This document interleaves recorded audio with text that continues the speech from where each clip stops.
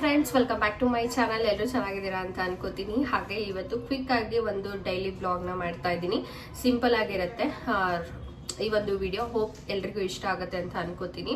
And support ಮಾಡಿ, ನೀವೆಲ್ಲರ support ಇದ್ದರೆ ನಾನು ಇನ್ನೂ ಕೂಡ ಡಿಫ್ರೆಂಟ್ ಆಗಿ ವಿಡಿಯೋಗಳನ್ನ ಶೂಟ್ ಮಾಡೋದಕ್ಕೆ ಟ್ರೈ ಮಾಡ್ತೀನಿ. ಬಿಕಾಸ್ ಟ್ರಾವೆಲ್ ಬ್ಲಾಗ್ ಆಗಿರ್ಬೋದು ಅಥವಾ ಕುಕ್ಕಿಂಗ್ದು, ಸೊ ಶಾಪಿಂಗ್, ಈ ಥರ ಎಲ್ಲಾನು ತೋರಿಸ್ತೀನಿ.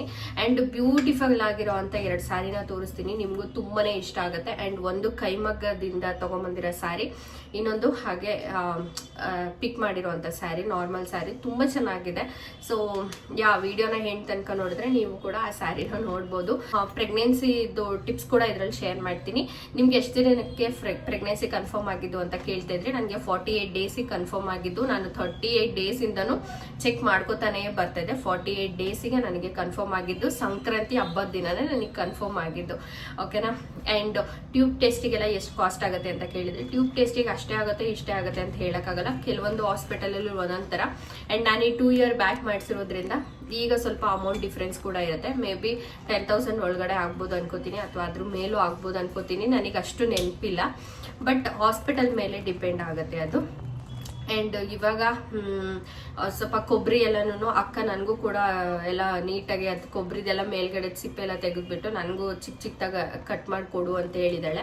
ಯಾಕಂದರೆ ಅವರು ಬ್ಯುಸಿ ಇದ್ದಾರೆ. ಸೊ ಹಾಗಲ್ಲ, ನಂಗೆ ಕಟ್ ಮಾಡಿಕೊಡು ಅಂತ ಹೇಳಿದಾಳೆ. ಈಗ ಅವಳಿಗೆ ಮತ್ತು ನನಗೆ ಮತ್ತು ನಮ್ಮ ಅತ್ತೆ ಅವ್ರಿಗೆ ಸ್ವಲ್ಪ ಕೊಡೋಣ ಅಂತ ಹೇಳಿ ಮಾಡಿ ಅಂದ್ಕೊಂಡಿದ್ದೀನಿ. ಯಾಕಂದರೆ ಅವರು ಈ ಕಡೆ ಅವರು ಎಲ್ಲರೂ ಸೂಸ್ಲು ಮತ್ತು ರೊಟ್ಟಿ ಅಂತ ಮಾಡೋದು. ಅವ್ರು ಎಳ್ಳು ಬೆಲ್ಲ ತಿನ್ನಲ್ಲ, ಅಂದರೆ ಲೈಕ್ ಮಾಡಲ್ವಂತೆ. ಸೊ ಹಾಗಾಗಿ ಅವ್ರು ಮಾಡೋಕ್ಕೂ ಹೋಗಲ್ಲ ಮನೆಯಲ್ಲಿ, ನಾನೇ ಮಾಡಿಬಿಟ್ಟು ಕೊಡೋಣ ಅಂಥೇಳಿ. ಇವಾಗ ಹಣ್ಣುಗಳು ತೊಗೊಂಬಂದಿದ್ದೆ ಸ್ವಲ್ಪ. ಯಾಕಂದರೆ ಈ ಡಯಟ್ನ ಸ್ಟಾರ್ಟ್ ಮಾಡಿಬಿಟ್ಟಿದ್ದೀನ. ನಾನಂತೂ ಬೆಳಗ್ಗೆ ಈ ಜೀರಿಗೆ ನೀರನ್ನ ಕುಡಿದ್ಬಿಡ್ತೀನಿ. ಅದಾದಮೇಲೆ ಒಂದು ವೆಯ್ಟ್ ಲಾಸ್ ಡ್ರಿಂಕ್ನ ಕುಡಿತೀನಿ ನಾನು. ಬ್ರೇಕ್ಫಾಸ್ಟ್ ಎಲ್ಲ ಏನೂ ಮಾಡಲ್ಲ. ಲಂಚ್ ಒಂದು ಬ್ಯಾಲೆನ್ಸ್ಡ್ ಮೀಲ್ ಆಗಿರುತ್ತೆ. ಈ ಒಂದು ವೆಯ್ಟ್ ಲಾಸ್ ಡ್ರಿಂಕ್ನ ಎಷ್ಟು ದಿನ ಕಂಟಿನ್ಯೂ ಮಾಡ್ತೀನೋ ನನಗಂತೂ ಗೊತ್ತಿಲ್ಲ. ಮೇ ಬಿ ಆಗಲಿಲ್ಲ ಅಂತಂದರೆ ನಾನಂತೂ ನಂದು ನಾರ್ಮಲ್ ರೂಟೀನ್ಗೆ ಹೊರಟೋಗ್ಬಿಡ್ತೀನಿ. ಯಾಕೆಂದರೆ ಒಂದು ಕಡೆ ಹೆಲ್ತು ಇದು ಹೆಲ್ತಿಗೆ ಒಳ್ಳೇದು. ಬಟ್ ನಮ್ಮ ಬಾಡಿಗೆ ಅದು ಸಪೋರ್ಟ್ ಮಾಡಲಿಲ್ಲ ಅಂದಾಗ ಯಾವುದನ್ನು ಕೂಡ ಅತಿಯಾಗಿ ಮಾಡೋಕ್ಕೆ ಹೋಗ್ಬಾರ್ದು ಅಲ್ವಾ? ಅದಕ್ಕೆ ಇವಾಗ ಸ್ವಲ್ಪ ಫ್ರೂಟ್ಸ್ ಎತ್ತಿಟ್ಬಿಟ್ಟು, ಜಾಸ್ತಿ ಏನು ತರಿಸಿಲ್ಲ. ಸೀಬೆ ಹಣ್ಣು ಮತ್ತು ಆರೆಂಜ್ನ ತರಿಸ್ಕೊಂಡಿದ್ದೀನಿ. ಪಪ್ಪಾಯ ಇದೆ ತೋಟದಲ್ಲಿ, ತೊಗೊಂಬರ್ಬೇಕು. ಸೊ ಅದಕ್ಕೆ ನಾನು ಆ್ಯಕ್ಚುಲಿ ಅಮೌಂಟ್ ಕೊಟ್ಬಿಟ್ಟೆ ತೊಗೊಂಡು ಬಾ, ಇವಾಗ ನಂಗೆ ತಿನ್ನಬೇಕು ಅಂದರೆ ಅವನು ಹೊಲದಲ್ಲೇ ಇಟ್ಕೊಂಡ್ಬಿಟ್ಟು ಯಾರಾದರೂ ದುಡ್ಡಿಗೆ ತೊಗೊಂಬರ್ತಾರ ಅಂತ ಹೇಳ್ದ. ಅದಕ್ಕೋಸ್ಕರ ಇವಾಗ ಸಾರಿ, ಹೋಗಿ ಬನ್ನಿ ಆ ಥರ ಎಲ್ಲ ನನಗೆ ಅವನ್ನ ಮಾತಾಡ್ಸೋ ಅಭ್ಯಾಸನೇ ಇಲ್ಲ. ನನಗೆ ಹಿಂಗೆ ಮಾತಾಡ್ಸಿ ಅಭ್ಯಾಸ, ಮತ್ತೆ ಏನೂ ಅನ್ಕೊಳಕ್ ಹೋಗ್ಬೇಡಿ ಆಯ್ತಾ?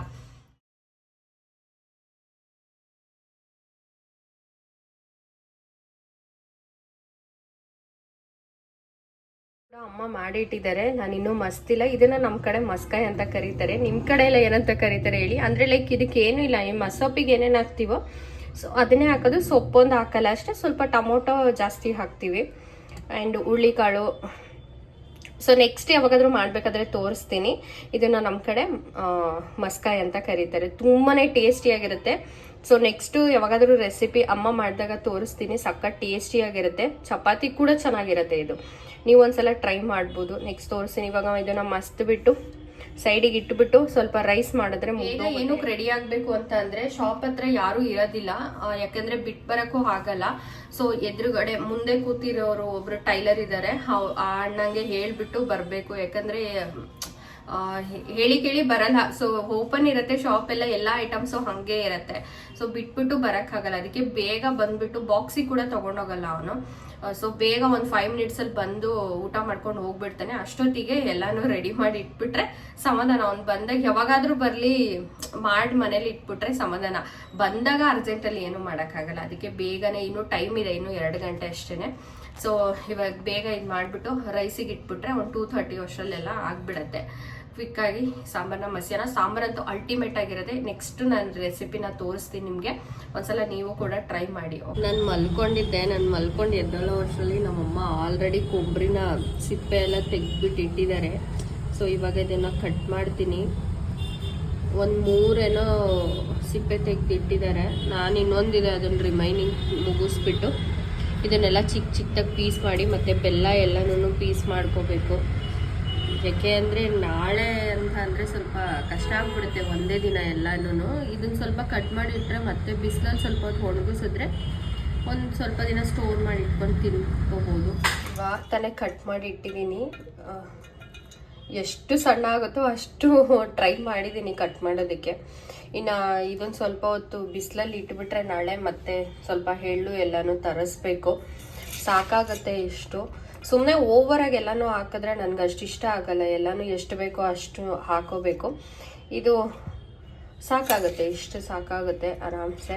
ಆ್ಯಂಡ್ ನೀವೆಲ್ಲರೂ ರೆಡಿ ಮಾಡ್ಕೊಂಡ್ರ ಸಂಕ್ರಾಂತಿನ ನಿಮ್ಮ ಕಡೆ ಯಾವ ಥರ ಸೆಲೆಬ್ರೇಟ್ ಮಾಡ್ತೀರಾ? ನಾವಂತೂ ತುಂಬ ಸಿಂಪಲಾಗೆ ಮಾಡೋದು.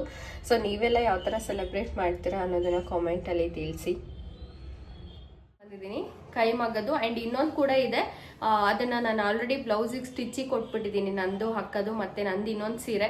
ಸೊ ಟೋಟಲ್ 3-4 ಸೀರೆನ ಸ್ಟಿಚಿಗೆ ಕೊಟ್ಟಿರೋದ್ರಿಂದ ಈಗ ಸದ್ಯಕ್ಕೆ ಇದೆ. ಆ್ಯಂಡ್ ಹತ್ತಿರದಲ್ಲಿ ಯಾರಿಗಾದ್ರೂ ನನ್ನ ವ್ಯೂವರ್ಸ್ ಯಾರಾದರೂ ಹೋಗಬೇಕು ಅಂತ ಅಂದ್ಕೊಂಡಿರೋರಿಗೆ, ಸೀರೆನ ಶಾಪಿಂಗ್ ಮಾಡಬೇಕು ಅಂದ್ಕೊಂಡಿರೋರಿಗೆ ಹೆಲ್ಪ್ ಆಗುತ್ತೆ ಅಂತ ಹೇಳಿಬಿಟ್ಟು. ಯಾಕೆಂದರೆ ಇವಾಗ ಫಂಕ್ಷನ್ಗಳೆಲ್ಲ ಸ್ಟಾರ್ಟ್ ಆಗ್ತಾ ಇರುತ್ತೆ, ಮದುವೆಗಳೆಲ್ಲ ಇರುತ್ತಲ್ವ, ಅದಕ್ಕೋಸ್ಕರ ಹೆಲ್ಪ್ ಆಗಲಿ ಅಂತ ಹೇಳಿ ಇದು ಕೈಮಗ್ಗದ್ದು ಈ ಕಾಂಬಿನೇಷನಲ್ಲಿ ತೊಗೊಂಬಂದಿದ್ದೀನಿ ನಾನು. ಆ್ಯಕ್ಚುಲಿ ಇದು ಕಾಮನ್ ಕಾಂಬಿನೇಷನೇ, ಬಟ್ ನನ್ನ ಹತ್ರ ಈ ಕಾಂಬಿನೇಷನ್ ಇರಲಿಲ್ಲ, ಅದಕ್ಕೋಸ್ಕರ ನಾನು ಇದನ್ನು ತೊಗೊಂಡು ಬಂದಿದ್ದು. ಇದ್ರ ಜೊತೆ ಇನ್ನೊಂದು ಅದನ್ನು ನಾನು ಬ್ಲೌಸ್ ಎಲ್ಲ ರೆಡಿ ಆಗುತ್ತಲ್ವ ಅವಾಗ ತೋರಿಸ್ತೀನಿ.